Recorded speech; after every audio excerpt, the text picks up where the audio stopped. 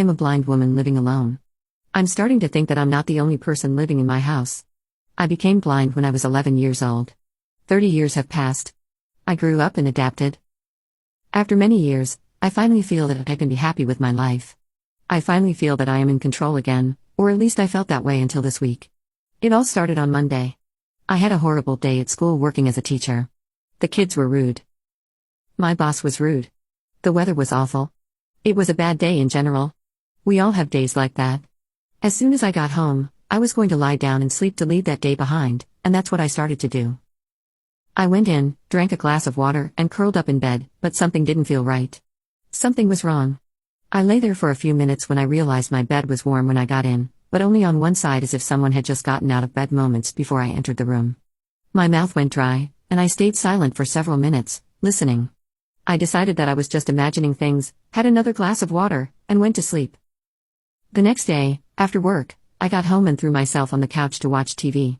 Yes, we blind people do that sometimes. Some shows really require vision. But with modern accessibility features, the scenes are described for us. It's pretty cool. It's like having a robot reading a script for you. A bit strange at first, but it's better than sitting in silence. So I'm sitting there, not really paying attention to the TV, more dazed than anything else, when I notice that I'm feeling warmth. Nothing too intense, just a steady warmth coming from my right side. It took me a minute to realize that it was the warmth coming from a lamp on the table beside me. I never turn on the lights in my house. Why would I do that? I have bulbs and lamps in their sockets, but I never use them. Friends use them when they come over, but that's it. There hadn't been anyone in my house for probably a month at that point, and I definitely would have noticed the warmth from that lamp before if it had been on for that long. I sit in that spot almost every day. I turned off the lamp and put it behind me. I listened to another episode of NCIS, heated my dinner in the microwave, and decided to go to bed. I left the kitchen, took 4 steps down the hall as usual, turned to enter my bedroom door and bam, I nearly broke my nose on the bedroom door. That's when I got a bit scared. I never close my doors. I'm blind and live alone. I don't need the hassle of searching for a doorknob every time I enter or leave a room. Someone had been in my house. I hadn't been this scared since the day I woke up in the hospital 30 years ago, knowing that my entire life had just changed.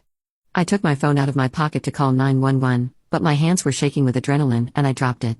I heard the phone hit the carpet and bounce off the baseboard, so I fell to my knees and started searching for it.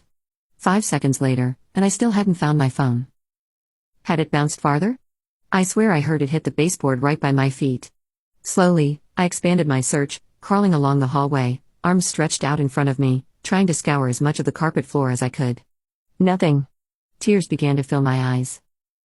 I sat for a moment, calmed myself, took a deep breath, and restarted my search. I only had a few square feet of space to search, just the space in front of the laundry room door and the guest bedroom door. It wasn't a long hallway. I crawled through the hallway, scraping my arms on the carpet when the tip of one of my fingers brushed against a solid object in the middle of the carpet. Finally, I crawled a few more inches and let my hand fall where I felt something solid. There was nothing there. Confused, I crawled a few more inches and tried again. Nothing. I crawled a few more inches and reached out again. My right hand fell on something too big to be a phone. Gently, I rubbed my hand over the surface, which was cold and dry, almost fleshy. I realized what it was when it moved under my hand. I had grabbed someone's foot.